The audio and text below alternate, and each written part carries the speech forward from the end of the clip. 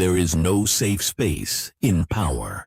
Every glance, every gesture, every word is a broadcast of your self-worth or your self-betrayal. What you think is harmless may be the exact signal that ends your respect in the room. Machiavelli never taught people how to be loved. He taught them how not to be destroyed. Erase the weak habits, replace them with silence, posture, and refusal. Because in a world full of watchers, even the smallest mistake is enough to give yourself away. They won't attack your strength. They'll wait for the flinch, the hesitation in your eye, the twitch in your jaw, the breath you hold too long. Weakness doesn't need words. It bleeds through skin, and when it does, it calls to predators like blood in the water. You thought silence made you invisible, but it doesn't. It just makes them look closer. You're not safe because you said nothing. You're in danger because you felt something. And someone, somewhere, saw it. Now they know exactly where to strike. According to Machiavelli, first habit is the habit of explaining yourself. He who explains himself surrenders the power of mystery and invites judgment he could have avoided.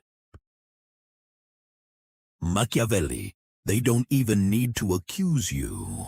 All they have to do is raise an eyebrow, and suddenly you're talking too much, trying to prove something, trying to convince them of your worth, trying to explain why you are the way you are. But they never asked for all that. They just stood there, quiet, letting the silence rot your confidence, letting your need to be understood betray you.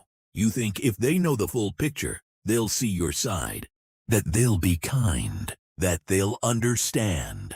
They won't, because they're not listening for truth. They're listening for cracks. And when you speak too long, you give them what they couldn't see.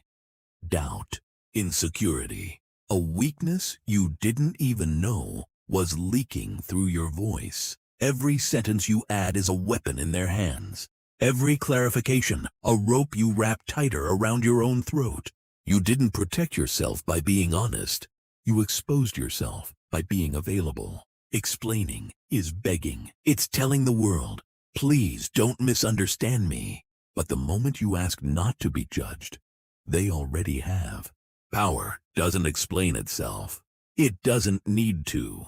When someone powerful walks into a room and says nothing, people lean in. They wonder. They fear. Because mystery forces the mind to fill in the gaps. And the imagination is always more terrifying than the truth. But when you explain yourself, you erase that power. You hand them the script. You give them the ending. And once they have that, they stop watching. Because there's nothing left to figure out. Nothing left to respect. Nothing left to fear. You kill your presence. Every time you feel the urge to defend your decisions. They don't want your reasons. They want your reaction. So give them silence. Let them sit in it. Let them twist in their own assumptions. They'll call you cold. They'll say you're arrogant. They'll accuse you of hiding something. But deep down, they'll wonder, what do you know that they don't? And that question will haunt them because it means you still have control. Control over their attention. Control over the narrative. Control over yourself. The ones who need to be liked, they explain. The ones who need to be trusted, they explain. The ones who can't stand judgment, they explain. But you've learned the cost, because the more they know, the easier it is to destroy you. So you don't explain anymore. You don't justify. You don't shrink to make others comfortable. Let them misunderstand. Let them talk. Let them guess, because while they're speaking, you're watching. And while they're trying to figure you out, you're already 10 moves ahead. According to Machiavelli, The second habit is nervous movement. Men are watched more by the eye than judged by the heart. Power must look like power, or it is nothing. You can say everything right, and still, they won't believe you. Because your body told a different story. Your fingers tap the table. Your eyes dart left and right, too fast. Your feet shift beneath the chair. Your posture folds inward, like you're trying to disappear. You smile, not because you're at ease, but because you're terrified not to. You think they don't notice. You hope they're listening to your words. But power isn't heard, it's seen. And every nervous tick tells them, you're not in control. When you enter a room and adjust your clothes too much, when you laugh too quickly or nod too often, you give yourself away before you've spoken a word. I know this because I did it too. Fidgeting, apologizing with my body, trying to seem safe, likable, harmless. But harmlessness is invisible. No one fears it. No one respects it. No one follows it. The world doesn't trust what looks unsure of itself. It doesn't bow to the person asking for approval with their body. Machiavelli understood. Power must not only exist, it must appear.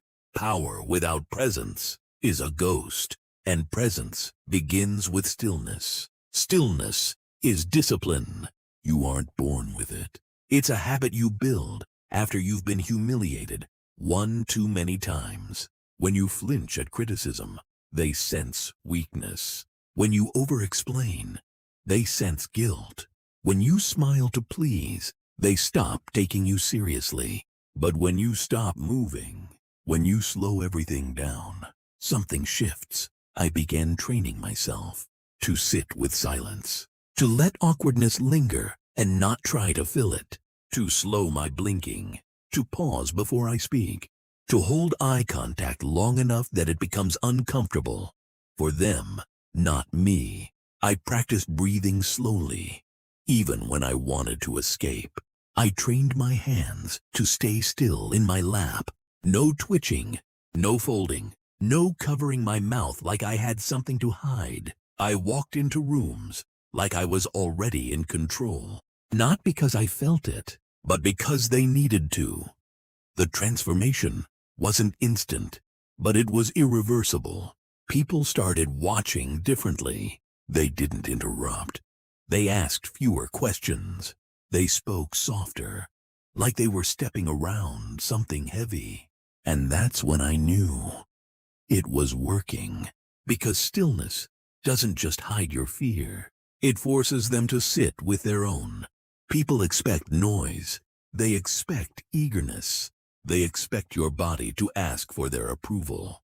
But when you give them nothing, no movements, no ques, no flinches, they project everything onto you.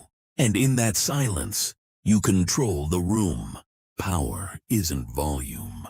It's absence. Absence of desperation. Absence of doubt. So stop explaining. Stop adjusting. Stop seeking comfort through movement. Stand still. Speak less.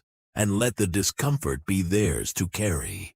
Because in a world addicted to validation, the one who never asks for it is the one they can't stop watching.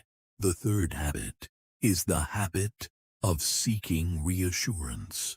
According to Machiavelli, he who needs approval to act has already lost control of his outcome. You ask, was that okay? You think it's harmless? Just a question, just a moment of connection. But that question is a broadcast. It tells the room something about you, louder than you think, more destructive than you know. It says, you doubt yourself, and worse, you need them to fix it. Every time you seek reassurance, you fracture your own authority. You signal that your decisions aren't whole until someone else seals them with approval. I used to do it constantly. I'd check their faces, Search their eyes for signs I did something wrong. I wouldn't even realize it. But I was leaking power from every glance. When you need reassurance, you're not moving from certainty. You're reacting to reactions, shaped by the echo of their judgment. And when your compass spins like that, it's only a matter of time before someone else starts steering. You think people will like you more if you ask for feedback, if you make them feel needed. But that's not how power works. They don't respect the man who checks in. They respect the one who doesn't flinch. Every, did I do that right? Every, do you think this was good enough? Every pause to gauge their expression. It feeds their control and drains yours. You think it makes you humble. It doesn't. It makes you replaceable. Because once they sense that you need their approval, they realize they have leverage. And people don't admire what they control. They use it, then discard it. I remember being in rooms where I could feel my own weakness rising. My voice would shake. Not because I didn't know what I was doing, but because I was waiting for a nod. Somebody to tell me I was allowed to be confident. And when they didn't, I collapsed inside. They won't always say it out loud, but they'll feel it. They'll sense your fragility. And once they do, they'll stop listening. Not because you're wrong, but because you've already told them your power depends on them. That's what reassurance seeking is. A confession. You're confessing that your belief in yourself is conditional. You want to stop? Then start with silence. Don't ask if it was good enough. Don't check their face for feedback. Don't rewrite yourself based on their mood. Decide, act, own it, even if you're unsure. Especially when you're unsure. Because confidence isn't certainty. It's refusal. Refusal to let the world vote on your worth. They don't need to agree. They don't even need to understand. You're not here to be approved. You're here to be remembered. And no one remembers the man who asked for permission to lead. They only remember the one who didn't. The fourth habit is overagreeing. According to Machiavelli, to flatter often is to make yourself smaller than the man you wish to please, and the small are never feared. You nod when you disagree. You smile when something feels off. You say, "You're right," even when you know they're not. You think you're being polite, but you're just being erased. That's the truth about overagreeing. It's not a social skill. It's a survival instinct. But survival has a price. And that price is always your identity. Every time you agree, just to avoid discomfort, every time you hold back your truth to seem nice, you become smaller, duller, forgettable. People say they like agreeable people, but they don't follow them. They don't respect them. They don't fear them. Because people don't trust those who bend too easily. At first, overagreeing feels safe. You get smiles, approval, inclusion. But over time, it becomes a silent betrayal of yourself. You slowly begin to disappear. And when you're finally invisible, no one looks for you. You weren't born like this. You were trained. Maybe you were punished for having an opinion. Maybe approval was the only way to feel loved. So you learned to nod, to flatter, to vanish beneath the needs of others. But flattery doesn't build connection. It builds hierarchy. You make yourself lower to raise them up. And as Machiavelli warned, the small are never feared. You become the echo, never the voice. You become the reflection, never the presence. And people notice. They may not say it, but they feel it. That subtle desperation in your smile, that eagerness in your yes, that fear behind your compliments. They feel it, and they back away because people trust tension more than perfection. They respect those who say no, those who challenge, who push back, who hold ground. You think being agreeable makes you likable. It doesn't. It doesn't. It makes you replaceable. They use your kindness. They drain your silence. And when you finally say, enough, they call you difficult. Not because you are, but because they only liked you when you were easy to manipulate. And here's the twisted part. They never truly liked you. They liked how you made them feel. Superior, right, safe. But the moment you stop feeding that, they leave. Because overagreeing doesn't build loyalty. It builds dependency and resentment. So if you're always the first to agree, ask yourself, what are you protecting? Is it the relationship? Or is it your fear of being disliked? Because approval is a drug, and like any drug, it dulls your instincts. It makes you chase harmony at the cost of truth, and the cost is always higher than you think. You'll wake up one day surrounded by people who like you, but don't know you, don't respect you, don't follow you, because they've only met the mask, the real you. You buried that a long time ago, so stop agreeing when your soul says no. Stop nodding just to keep peace. Stop flattering people who wouldn't bleed for you, because silence can be strength, but false agreement is always weakness.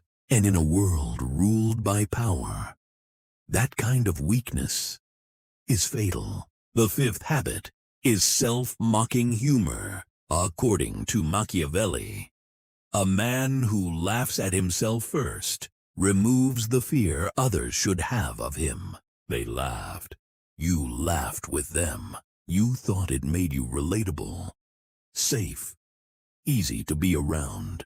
But slowly, you noticed they stopped taking you seriously. You'd speak, and their eyes would wander. You'd make a point, and they'd smirk.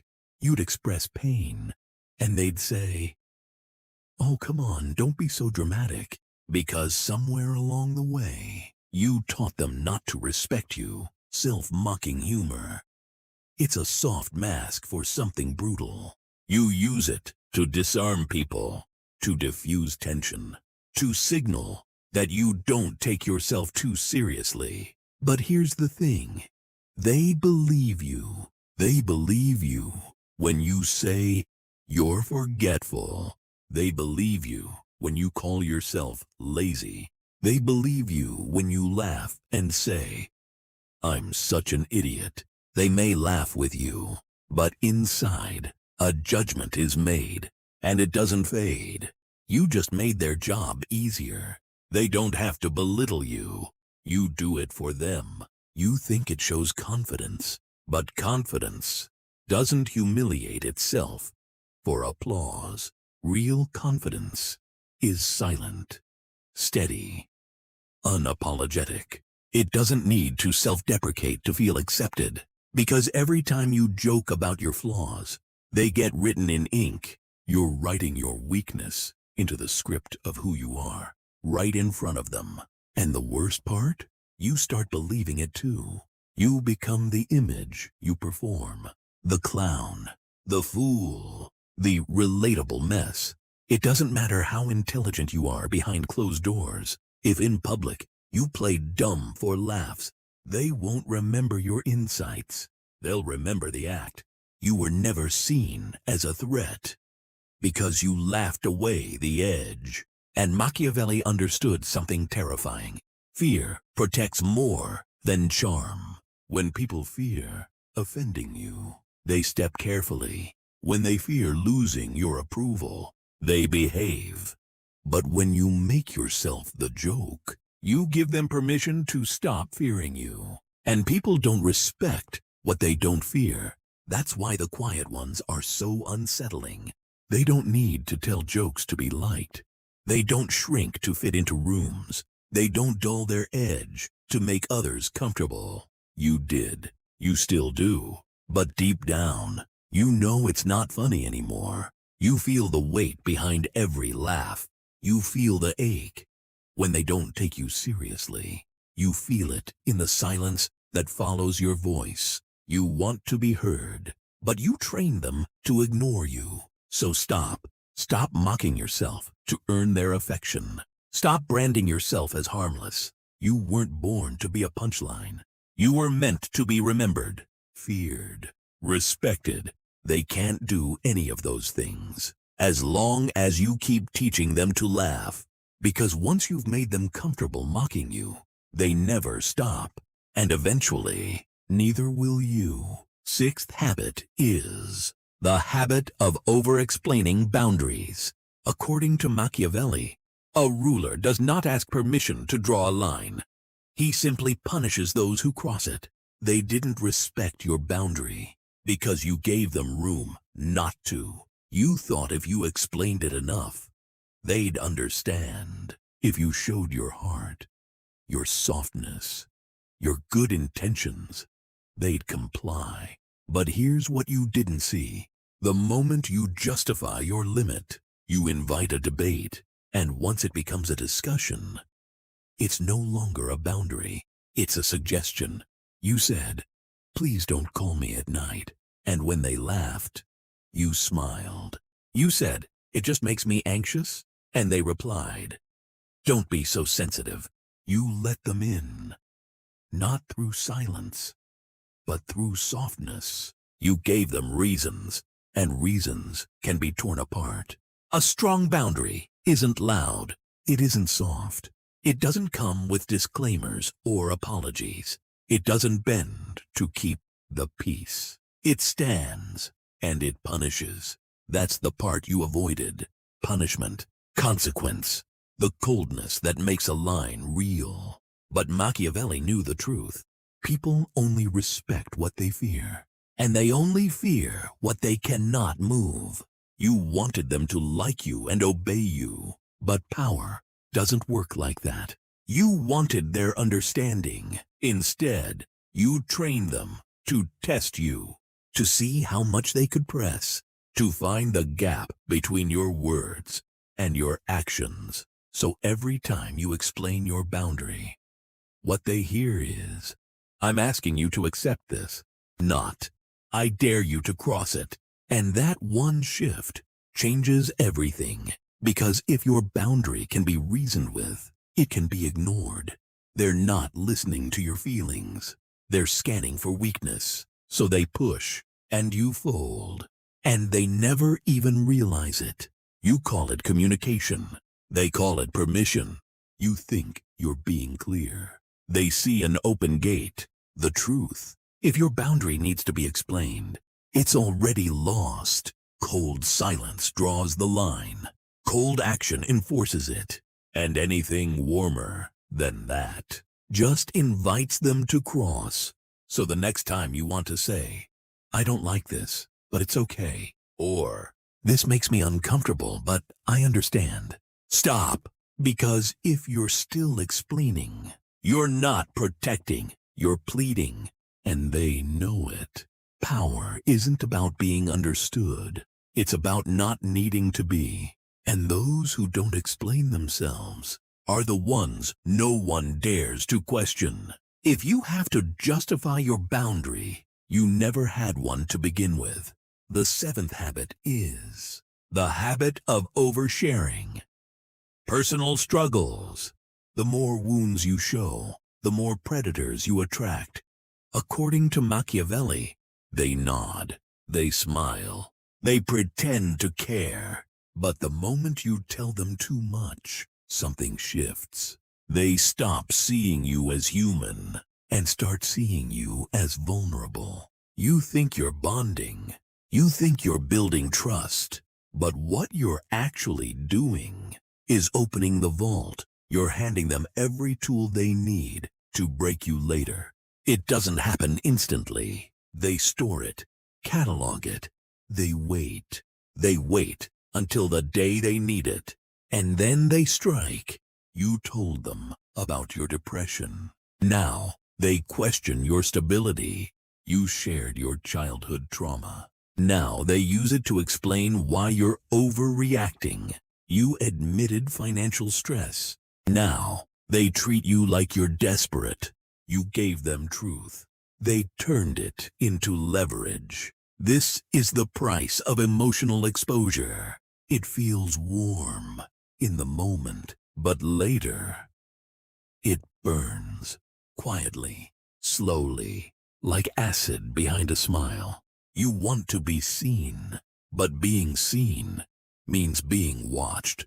And not everyone watching you wants the best for you. There's a difference between vulnerability and strategy.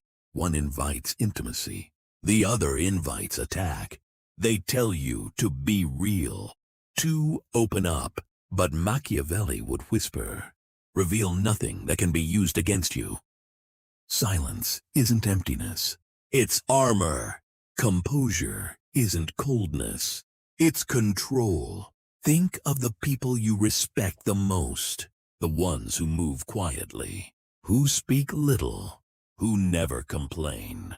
You feel their power because you can't access their pain. You can't weaponize what you don't see. Oversharing is seductive. It promises relief, but what it delivers is regret. You told them you were anxious. Now they question your leadership. You told them about your breakup. Now they call you emotionally unstable. You thought you were humanizing yourself, but in their mind, you just lost value. You see, people don't admire brokenness. They study it. They analyze it. And eventually, they use it. And the worst part? They'll never tell you they're doing it.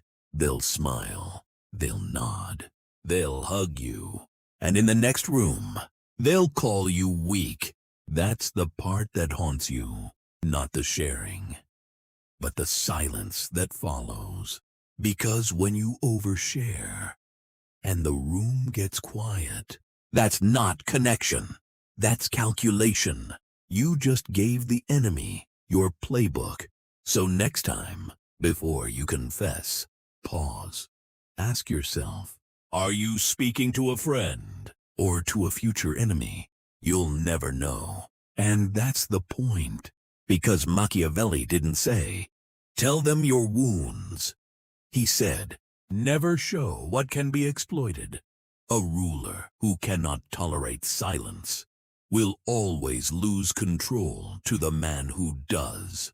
According to Machiavelli, you speak because you're afraid not to. Because silence makes you feel exposed, naked, judged, rejected. So you fill it with small talk, with nervous laughs, with opinions you don't believe, with stories no one asked for. You call it conversation, but it's desperation in disguise. You think if you keep talking, they'll like you, that they'll see you as confident, charming, alive. But they don't. They see it for what it is. Fear. Fear of being invisible. Fear of being unapproved. Fear of being alone with your own voice. You've never realized how loud insecurity is until you watch someone talk just to escape their own silence. Because here's the truth. The powerful don't rush to speak. They sit in silence like it's their throne. They know. Whoever breaks the quiet first loses. You see it in meetings. The man who speaks second owns the room. You see it in conflict. The one who waits makes the other reveal too much. Silence is control. It's gravity. It pulls people in, makes them overexplain, overcompensate, overexpose. And once they do, you know where to strike. But if you're always the first to speak, you reveal your position. You reveal your emotions. You reveal your need. And people don't respect need. They exploit it. You don't need to be cold, but you must be composed. Learn to pause. Learn to let others drown in the discomfort you've mastered. Because in that discomfort, you become untouchable. You don't fill silence anymore. You own it. It becomes your armor, your message, your test. You'll start to notice the more silent you are, the more people try to fill the void for you. They confess, they stumble, they reveal, not because you asked, but because they couldn't stand the silence you command. And that's when you understand the game. They break themselves just to feel you, because people will say anything to avoid silence. But silence will say everything about you. So speak when necessary. Respond with intention. Let pauses become pressure. Let quietness become your power. Because Machiavelli was right. A ruler who cannot tolerate silence will always lose control to the man who does.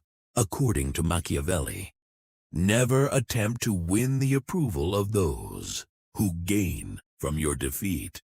They ask you a question, and you answer more than you should. You tell them what you meant, why you did it, how you felt. You explain yourself like you owe them something. You think that by clarifying, you're protecting your image. But what you're really doing is bleeding in front of wolves. You don't explain to be understood. You explain because you're afraid of being misunderstood. You explain because you're afraid of being misunderstood. Afraid they'll judge you wrong. Afraid they'll turn against you. Afraid they'll walk away. But here's what you never saw. The powerful don't explain. They watch. They wait.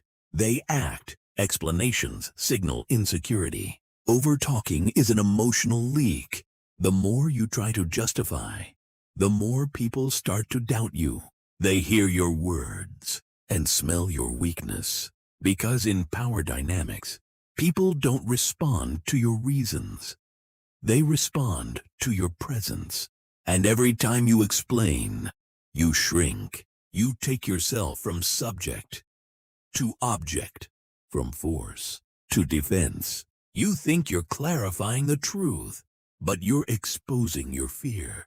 You're showing them what matters to you, and that gives them control. Those who don't fear being misjudged become untouchable. Because silence terrifies the manipulator. Stillness confuses the emotional predator.